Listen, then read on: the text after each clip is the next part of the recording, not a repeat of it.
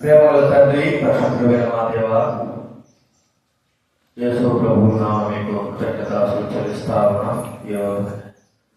సంఘ ఉపవాస ప్రార్థన కొరకై మమ్మల్ని అందరినీ కూడా నడిపించినందుకు మీకు కృతజ్ఞతలు చెల్లిస్తా ఉన్నాం. మీ యొక్క మాటలు మాకు దీవెనకరంగా, ఆశీర్వాదకరంగా ఉండాలని కోరుకుంటున్నాం. అంత మాత్రమే కాదు ప్రభావ, మేము ప్రార్థించాలని కోరుకుంటున్నాం. వాక్యం బట్టి ప్రార్థించే బాధ్యత మాకు అనుగ్రహించవలసి మీరు వేడుకుంటున్నాం. సహాయం చేయండి. కృతజ్ఞమైన స్థుతులు చెల్లిస్తూ, మహిమానంగా ప్రభావం చెల్లిస్తూ యేసు నా ఆలోచన తీసుకురండి. సమయాన్ని పాటించగలుగుతా చేయండి. భయభక్తులు దయచేయండి. ఇష్టానుసారమైన జీవితం వహించండి. దేవుడు నాడు ప్రజలకు ఇస్తాడనే నమ్మకం హృదయాలను మీరు దయచేసి మనం చేస్తున్నాం. కలిగించండి. వాతావరణం కూడా చాలా ప్రభావ, మరి వాతావరణం విశ్వాసించుకోండి ప్రభావ. మరి ప్రార్థన ద్వారా మా జీవితంలో చాలా ప్రజల కొరకు సిద్ధపడటకు మీరు సహాయం చేయవలసి మీరు వేడుకుంటున్నాం. కలిగించండి. కృతజ్ఞతలు స్తుతులు చేస్తూ యేసు ప్రభువు నామమున ప్రార్థించి వేడుచున్నాము తండ్రి.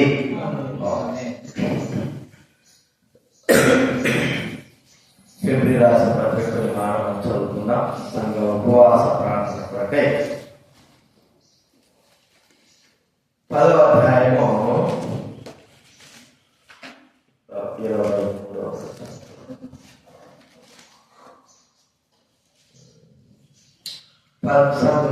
ఫిబ్రవరి పత్రిక 10వ అధ్యాయం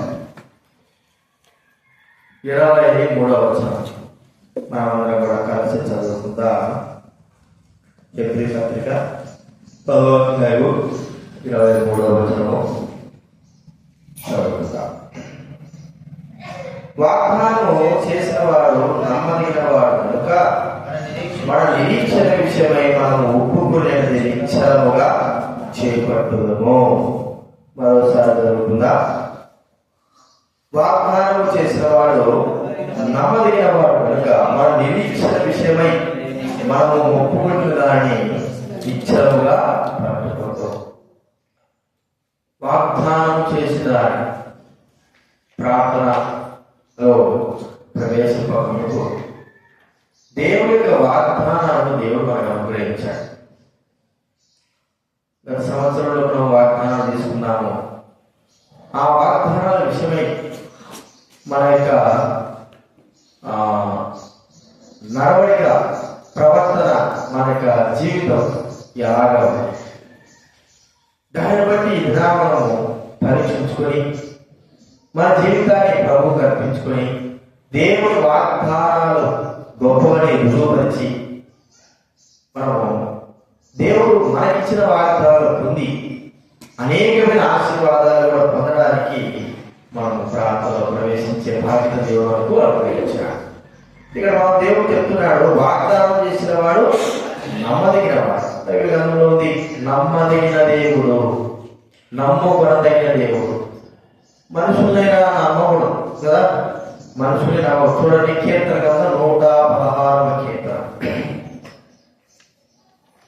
కీర్తనల గ్రంథము 116 11వ వచనం చదువుతుందా? 116వ కీర్తన 11వ వచనం. నేను తొందరపడిన వాడనై ఏ మనుషుడును నమ్మదగిన వాడు కాడను. ఏ మనుషుడు నిజంగానే ఏ మనుషుడు కూడా నమ్మదగిన వాడు కాడు. మనకు బాగా అర్థమే. అంటే మనుషుడు నమ్మదగిన వాడు కాకపోయినా దేవుడు నమ్మదగిన వాడుగా ఉన్నాడు. మరి నమ్మదగిన దేవుడు ఈ సంవత్సరము నమ్మకంగా మన జీవితానికి ఇచ్చినటువంటి మరి వాగ్దాన విషయమై మన యొక్క జీవితం ఎలా ఉంది, ఎలా మనము ప్రవర్తిస్తున్నాం, ఆ వాగ్దాన విషయంలో మనం ఎలాగా ఆలోచించా. మనం ఆలోచిస్తే క్రీస్తునందు అన్నీ అవునన్నట్టుగానే ఉన్నాయి. ఆ వాగ్దానం అవును నిజము అన్నట్టుగానే ఉన్నాయి. కాబట్టి ఆ వాగ్దానం విషయమై మనం ఒకసారి మనం పరీక్షించుకోగలిగితే నిజముగా మనము తప్పు చేశామని, దారి తప్పామని, మనము మరి దారి తప్పి ఉంటున్నామని మనకు తెలపబడతాం. కాబట్టి ప్రియమైన మనం పరీక్షించుకొని మనం క్షమాపణ కోరుకొని మనము దేవుడిగా మనము నిలిచి ఉండవలసిన వారంగా ఉంటున్నాం.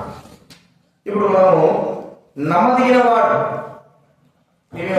వాగ్దానాలు మనకి ఇచ్చినప్పుడు వాటి విషయమే మనం ఏమి చేయలేకపోయినామంటే మనము చేసిన తప్పేమిటి, వాటి విషయమే మనం చేసిన తప్పేమిటంటే విశ్వాసం ఉంచలేకపోవడము.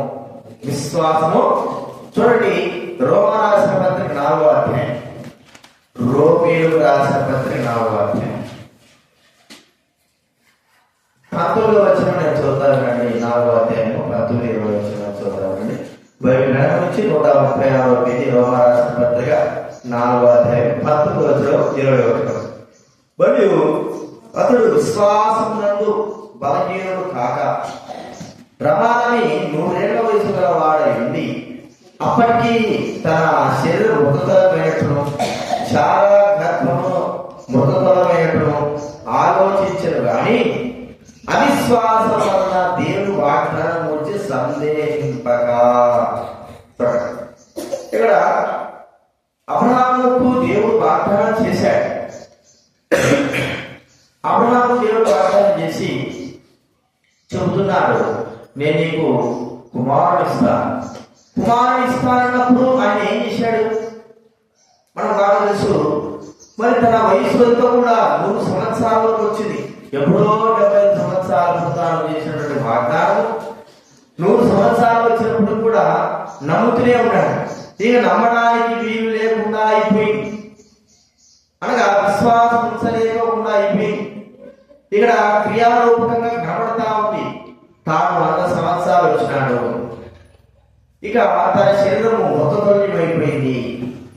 అంత మాత్రమే కాదు, పనికి రాదు.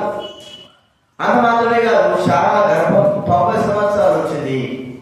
తన యొక్క గర్భం కూడా మృతతుల్యమైపోయినట్టుగా ఉంది. అంటే ఇక ఎంత మాత్రం కూడా వారికి పిల్లలు కలగరు అనేటువంటి వాస్తవానికి కూడా వచ్చేశారు.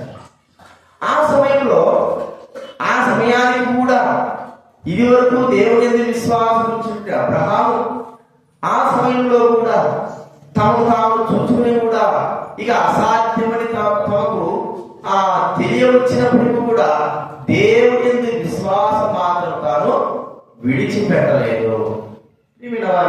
వాగ్దానం చేసిన వాడు ఎవరండి? ఇక్కడ చెప్తున్నాడు, వాగ్దానం చేసిన వాడు నమ్మదగిన వాడు, నెరవేర్చుటకు సమర్థుడని 21వ వచనం ఉంది. 20వ వచనం, దేవుని మహిమపరిచి ఆయన వాగ్దానం చేసిన దాన్ని నెరవేర్చుటకు సమర్థుడని రూఢిగా విశ్వసించి విశ్వాసము వలన బలము.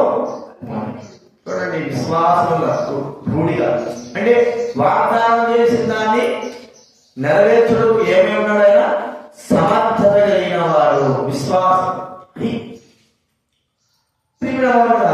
ఈ దినాల్లో దేవుడు ఈ సంవత్సరం మనకి ఇచ్చిన వాగ్దానంలో మన యొక్క విశ్వాసం మరి పరిధిలో ఉంది.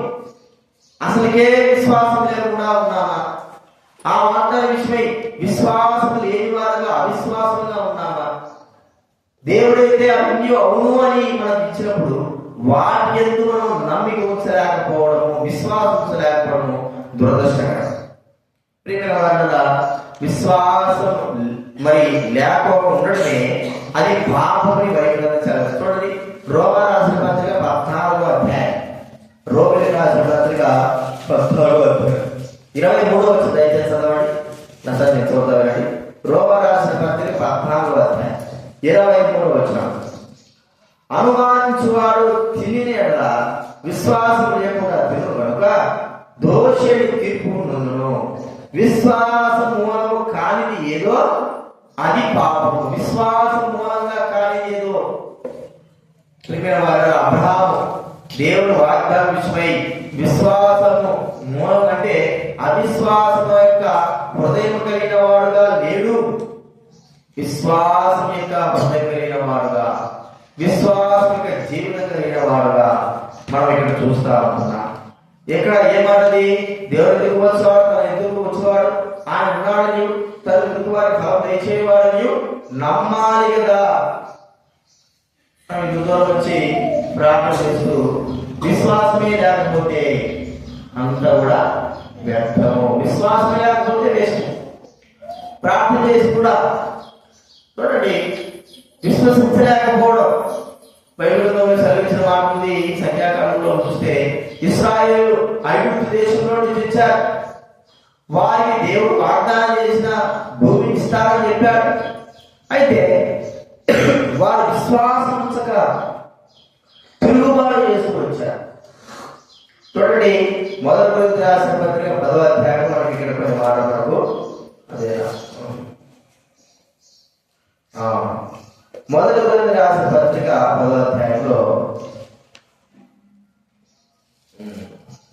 5వ వచనం చదవండి. మొదటి 10వ అధ్యాయం.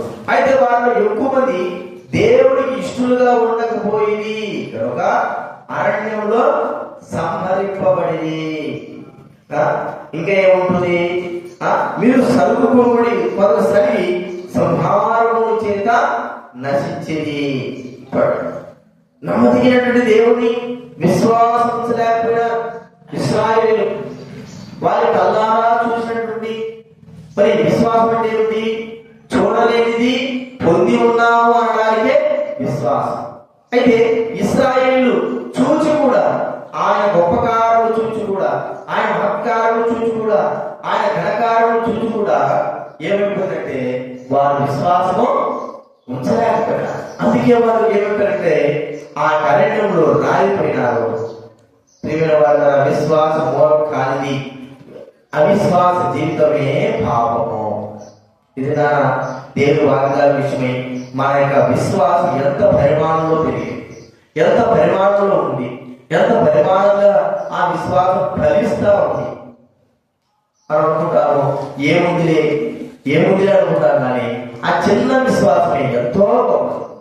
ఆ చిన్న విశ్వాసమే మనలో లేకపోతే దేవుడి కార్యాలను అవమానించిన వారంగా అవుతాం, దేవుడి ఎదుట మరి తప్పు చేసిన వారు అవుతాం.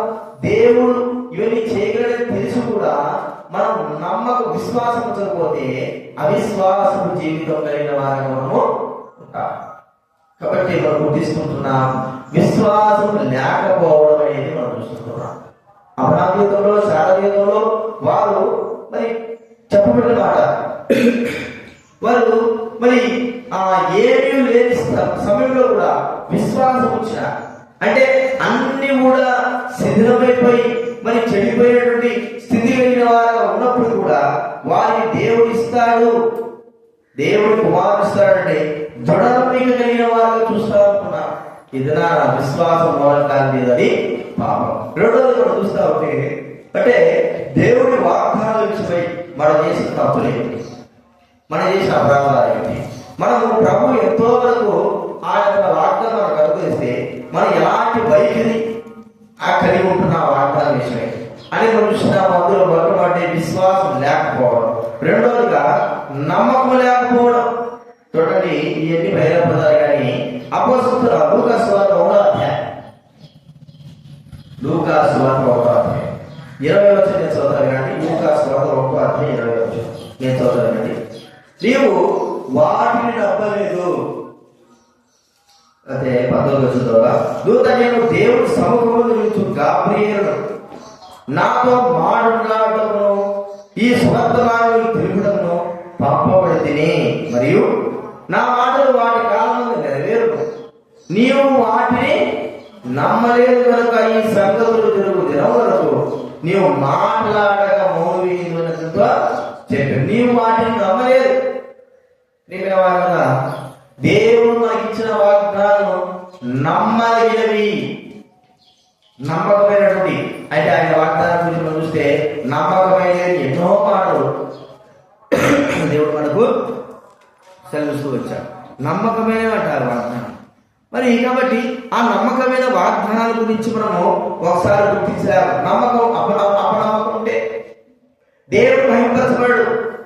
నువ్వు నమ్మిన ఎడల దేవుడు మహిమతో దేవుడు తన వాగ్దానం ఇచ్చింది తన మహిమ కొరకు మనలో తన మహిమలో బయలుపరచడానికి. మహిమ ఏమవుతుంది? దేవుని మహిమను దేవుడు ఇవ్వలేని వారుగా వచ్చాడు. ప్రియమైన వారులారా, ఈ యొక్క మరి ఉదయకాల సమయంలో ప్రభువుతో మాట్లాడుతున్నాడు. నమ్మకంగా ఉన్నదా? నమ్మకమైనటువంటి ఆ వాగ్దానంపై నీకు నమ్మకం ఎంత ఉంది? ఎంత పరిపూర్ణమైన నమ్మకం ఉంది? మనం ఈ లోకంలో ఏమేమి తీసుకుంటే అవన్నీ కూడా పరీక్షిస్తాం. ఇది బాగుందా, ఇది బాగుందా, బాగుందా. ఒక్కోసారి మన వివేకాన్ని బట్టి పరీక్షించుకోవడం తీసుకుంటే అప్పుడు అవి ఎంతో నష్టకరం చేస్తాయి. ప్రియమైన వాళ్ళ మరి దేవుడి వాక్యంలో ఉన్నటువంటి మాటలు, దేవుడి యొక్క గొప్పతనము మనం చూస్తా ఉంటే, దేవుడి వాగ్దానాలు విషయమై మనం గమనిస్తే ప్రియమైన వాళ్ళ మనం అపనమ్మకం కలిగిన వారంగానే ఉంటున్నాం, అపనమ్మకంగానే చేయబడుతుంటున్నాం. ఎందుకంటే అవి ఎప్పుడు నెరవేరుతాయో, ఎలా నెరవేరుతాయో మరి ఓపిక లేని వారంగా ఉండి మన యొక్క సహనాన్ని కోల్పోయి, మన నమ్మకత్వాన్ని కోల్పోయి మనం తప్పు చేయడమే దీనికి కారణం. చూడండి ప్రియమైన వారందరూ, మనము అపనమ్మిక ఒక వ్యక్తి యొక్క జీవితాన్ని ఎంతో పాడు చేస్తుంది. అలాంటప్పుడు ఆ దేవుడి మీద ఉన్నటువంటి నమ్మికను మనం చెడగొట్టుకుంటే మన జీవితాల్లోనే నష్టము. ప్రియమైన వారు, ఒకసారి మనం ఆలోచిద్దాము. దేవుడు మనతో మాట్లాడుకుంటున్నాడు. నీ యొక్క నమ్మకం ఎంత ఉంది? జకర్యా గురించి మనం చూస్తా ఉంటే దేవుడు వచ్చాడు, గాబ్రియలు వచ్చాడు, సాక్షాత్తు జకర్యాతో మాట్లాడుతున్నాడు. మీరు మరి మీ కుటుంబ శిష్యు పరిశుద్ధులు పడతారు, తల్లి గర్భంలో పుట్టిన పడి తను పరిశుద్ధులుగా జీవిస్తాడని చదివిస్తూ వచ్చాడు. అయితే జకర్యా ఆ మాట నమ్మలేకపోయినాడు. కారణం ఏంటంటే తన శరీరాన్ని చూసుకున్నాడు, తన పరిస్థితిని గమనించినాడు. ఈ వయసులో నాకు కుమారుడు కలగగలరా అనేటువంటి అపనమ్మకమైనటువంటి స్థాయిలోకి తాను వచ్చి ఉంటున్నాడు. ప్రియమైన వాళ్ళ ఫలితం ఏమిటి? జకర్యా ఫలితం ఏమిటి? నువ్వు నమ్మేంత వరకు, మరి నువ్వు ఈ కారణం తెలుసుకునేంత వరకు మౌనమే ఉంటావు. అందుకే జకర్యా ఏమైపోయాడు? మోగవాడిగా చేయబడ్డాడు. పాత భవతి పురాతనతో రాస్తూ వచ్చాడు, మోగవాడిగా. కాబట్టి మనిషి గమనిద్దాము.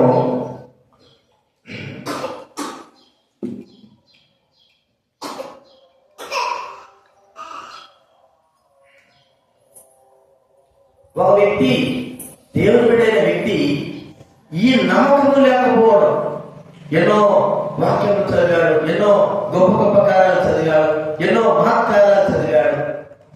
ఇన్ని చదివినప్పుడు కూడా దేవుడు తనకిచ్చిన మానైన వాగ్దానం పైన నమ్మకంచలేకపోయినాడు.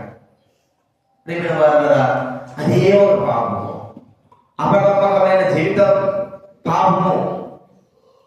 మనం ఒకసారి గమనిస్తే ఆ పాపం విషయమై మన యొక్క వైఖరి, అపనమ్మక విషయమై వైఖరి. మనము నమ్మకూడదన్న వాళ్ళని ఏం చేస్తామండి? నమ్ముతాం. నమ్మాలి అనుకున్న వాళ్ళని మన స్వభావం. కారణం ఏంటంటే మనము నమ్మకూడదు అనుకున్నవాడు ఏదో ఒక విధానంలో వాళ్ళ యొక్క మ్యాజిక్లు చూపించో లేకపోతే ఏదో మాటగానంలో చూపించి మరి నమ్మకూడదన్న వ్యక్తితోనే ఏదో ఒకటి చేయిస్తాడు. అయితే నమ్మచ్చు అన్న వ్యక్తి ప్రియమైన వారు ఏ విషయం చేయకుండా తన జీవితంలో ఎంతో నష్టపడేవాడు మనం చూస్తా ఉంటున్నాం. కాబట్టి నమ్మకము అనేది మనకు చాలా ప్రాముఖ్యం. వాగ్దానం ఇచ్చిన వాడు ఎవరండి? నమ్మదగిన దేవుడు. ఆ దేవుని యందు విశ్వాసం. ఇక్కడ చూస్తే జకర్యా దేవుని యందు నమ్మకం లేకపోయినాడు. నీకు పుడతాడు, ఒక కుమారుడు పుడతాడు అని దేవుడే సాక్షాత్తు తన దూరం పంపిస్తే, గాబ్రియలు దూరం పంపిస్తే ఇది ఎలా జరుగుతుంది, ఇది అసంభవమే కదా అనే మాటలు ప్రభు యొక్క చెవులు తెచ్చాయి. ప్రభు నాడు నువ్వు ఇక మరి మాట్లాడుకోకుండా మౌనం వేస్తావు. ఆ ఎలిజబెత్ ప్రసవించేంత వరకు కూడా నువ్వు మౌనం వేస్తావు. అదే జరిగింది. అదే పాపం, నమ్మకపోవడమే పాపం. ఇది నా ప్రార్థన చేసుకుంటున్నావా? దేవుడు మనకు ప్రతిఫలిస్తాడు నమ్ముకుంటున్నావా? నమ్మకంతోనే ప్రభుత్వం వచ్చావా? నమ్మకం కలిగే ప్రభుత్వం జీవిస్తుంటున్నావా? నమ్మకమే మనకు ఆధారంగా చేసుకుంటున్నామా? లేకపోతే అపనమ్మక జీవితం మనకి ఎంతో నష్టాన్ని కలగజేస్తుంది, దేవుడికి దూరం చేస్తుంది. మూడవది మనం చూస్తే ప్రేమించలేకపోవడం. దేవుని వాగ్దానం ఏం చేయలేకపోతున్నాము అండి? ప్రేమించలేకపోతున్నాం. అవన్నీ కూడా అవునట్టుగానే ఉన్నాయి, అవన్నీ కూడా అవునట్టుగా ఉన్నాయి, కానీ వాటిని ప్రేమించలేకపోతున్నాం. నీ ధర్మశాస్త్రం ప్రేమించువారు, చూడండి 119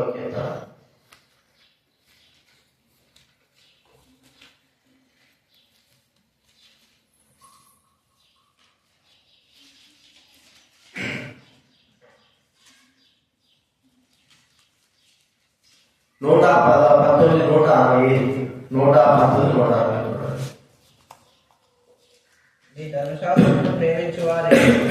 నీ ధర్మశాస్త్రమును ప్రేమించు వారికి ఎంతో నెమ్మది కలదు. వారు తూలి తొట్టులకు కారణమేమి? నీ ధర్మశాస్త్రమును ప్రేమించేవారు. ప్రేమైన వారు చూస్తా ఉంటే వాగ్దానం ఏం చెప్పాడు? నీ తల్లిని వారు విడిచిపెట్టినా మరి దేవుడి సన్నిధిలో నీవు ఉండాలి. వాగ్దానం మనం ఒకసారి వాగ్దానం చేస్తే ఆ వాగ్దాన ప్రకారం కట్టుబడి ఉండలేదు, వాగ్దానాన్ని మరిచిపోతాం, వాగ్దానాన్ని నెరవేర్చలేదు. అంటే చేసిన వాగ్దానం నెరవేర్చలేని అపనమ్మకస్తులను మనకు ముద్ర. అయితే యేసు ప్రభువు ఎలాంటి వాగ్దానం చేశాడు? మరి మనం చూస్తే ఎవరైతే దేవుని శాస్త్రాన్ని ప్రేమిస్తారో, దేవుని ఆజ్ఞను ప్రేమిస్తారో వారి విషయమై ప్రభువు చెబుతున్న మాట ఏంటంటే, మన ప్రేమిన వారు ప్రేమించడం ద్వారా వారిని దేవుడు ప్రేమించేవాడు. ఇది మనం గుర్తించుకుందాం. దేవుని యొక్క వాక్యమును ప్రేమించాలి, వాగ్దానాన్ని ప్రేమించాలి. ఒకసారి కఠినంగా మాటలు కనబడవచ్చు, లేకపోతే ఏదో భయంకరమైన మాటలు కనబడవచ్చు. అది ముఖ్యంగా వాగ్దానము, దేవుని మాట, దేవుని యొక్క పలుకు కలిగిన వారంగా ఉండాలి. అదే మనకు వచ్చి దేవుడు కోరే చూస్తున్నా ప్రేమించలేకపోవడం వాగ్దానం. చివరిగా ఈ యొక్క వాగ్దానం గురించి ప్రార్థిస్తే ప్రార్థన చేయలేకపోవడం. మనము 31 వాగ్దానం తీసుకున్నాము, మనకు తెలుసు. వాటి కొరకు ప్రార్థన చేస్తున్నామా? ఎంతమంది ప్రార్థన చేసుకుంటున్నాం? రహస్యంగా కానీ బహిరంగంగా కానీ మనకి ఇచ్చిన వాగ్దానం విషయమై మనకి ఎంతమంది ఆ యొక్క తలపు కలిగిన వారుగా, ప్రార్థించిన వారుగా మనం చూడగలుగుతున్నాం? ప్రేమైన వారుగా అలాంటి స్థితిగతులు మరి లేకపోవడం మనం గుర్తిస్తా ఉన్నాం. అంటే ప్రేమించలేకపోవడం, వాగ్దానాన్ని ప్రేమించలేకపోవడం. చివరిగా 4వ చూస్తే ఈ వాగ్దానం కొరకై ప్రార్థన చెయ్యలేకపోవడం. ప్రేమించలేకపోవడం ఒకటి, ప్రార్థన చేయలేకపోవడం. మరి దేవుడు వాగ్దానం లేదు, అన్ని వాగ్దానాలు కదా, మన ప్రార్థన చేసేది ఏమిటి?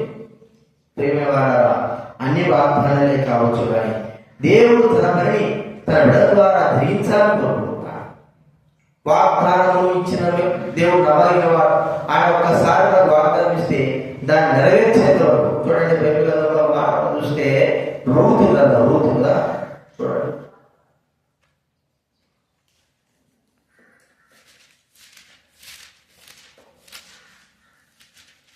4వ అధ్యాయం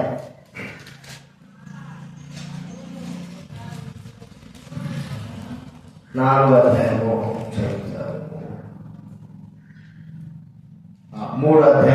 12వ వచనం.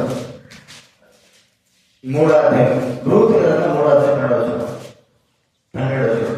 నేను నిన్ను విడిపింపగలవాడను మాడవలసనే, అయితే నీకంటే సమీపే బంధువు ఉన్నాడు కదా. ఆ వ్యక్తి మరి ఆ యొక్క సమీప బంధువు వ్యక్తి ఆ యొక్క రూతుని పెళ్లి చేసుకుని తన కలిగేటువంటి ఆ యొక్క భూమి పట్టణంతో కూడా అనుభవించవచ్చు. ఎవరు కూడా అన్య స్త్రీ అయినటువంటి మోయాబు స్త్రీ అయినటువంటి మరి ఆ స్త్రీకి వివాహం చేసుకోవడానికి ఇష్టపడడం లేదు. ఏ మక్కలో పోగొట్టుకుంటాం, మతం పోగొట్టుకుంటాము, ఏదో ఆలోచించుంటారు. అయితే ఇక్కడ మనం చూస్తా ఉంటే ఆ సంగతులు జరిగిన సమయంలో ప్రభువు మరి ఆ తనకు అనేక విధాలుగా సహాయం చేసిన వాళ్ళని మనం చూస్తా ఉంటున్నాం. చూడండి, ప్రభువు ఏదైనా వాగ్దానం చేస్తే అది చివరి వరకు మనం వచ్చి ఉండాలి. చివరి వరకు ఉండాలి. అంటే ఆ వాగ్దానం నమ్మదగినది కాబట్టే, మనం ఏదని కూడా నమ్మేది కాదు, వాగ్దానము నమ్మదగినది కాబట్టి. నమ్మదగినటువంటి వాగ్దానం ప్రార్థన. వాగ్దానం విషయంలో చూస్తే వాగ్దానము ప్రార్థన చేయాలి. బైబిల్లో ఇచ్చిన మాట ఏంటంటే సౌలు గురించి చూస్తాంటే సమూయేలు సౌలుకు ఒక మాట చెప్పారు చూడండి. మొదటి సమూయేలు గ్రంథము 12వ అధ్యాయం 23. మొదటి సమూయేలు 12 వచ్చాడు. నా మట్టుకు నేను ప్రార్థన చేయుట మానుట వలన విరోధంగా పాపం చేసేవాడు. యెహోవాకు విరోధంగా ఏమిటి? ఆ యొక్క వాగ్దానం ప్రార్థన చేయకపోవడం, ఏదో ఇచ్చాడే దేవుడు అనుకోవడం. అబ్రహాం చెప్తున్న మాట సమూయేలు చెప్తున్న మాట ఏంటంటే, నా మట్టుకు నేను మీ ఇంత ప్రార్థన చేయకపోతే యెహోవాకు విరోధంగా పాపం చేసేవాడు. ఈ దినాల్లో మరి ఇలాంటి పరిస్థితుల్లో మరి ఎలాగ ప్రభు సువార్తను మనం జీవించాలి? ప్రియమైన వారు, దేవుడు వాగ్దానం నమ్మదగినవి, అవి ప్రేమించాలా, విశ్వాసించాలా. అంతమాత్రం కాదు, ఈ వాగ్దానాలకై మరి మనము ప్రార్థించే వారంగా ఉండాలి. అప్పుడే మనము ముందుకు కొనసాగేవారు. ఈ 4 విషయాలు, విశ్వాసం లేకపోవడము, నాపడవం కలిగి ఉండడము, ప్రేమించలేకపోవడము, ఈ యొక్క వాగ్దానాలు నెరవేరినాయి అని చెయ్యాలి, వారి గురించి ప్రార్థన చేయలేకపోవడం, ఇవే మన రీతిలో ఉన్న లోపాలు. వీటిని సరి చేసుకుంటూ ప్రభుత్వంలో మన ప్రార్థనలో కొనసాగుదాం. ప్రార్థనలో మన జీవితాన్ని అర్పిద్దాం. ప్రార్థన చేసుకుందాము. లేచినప్పుడు ఒక పాట పాడుకుందాం.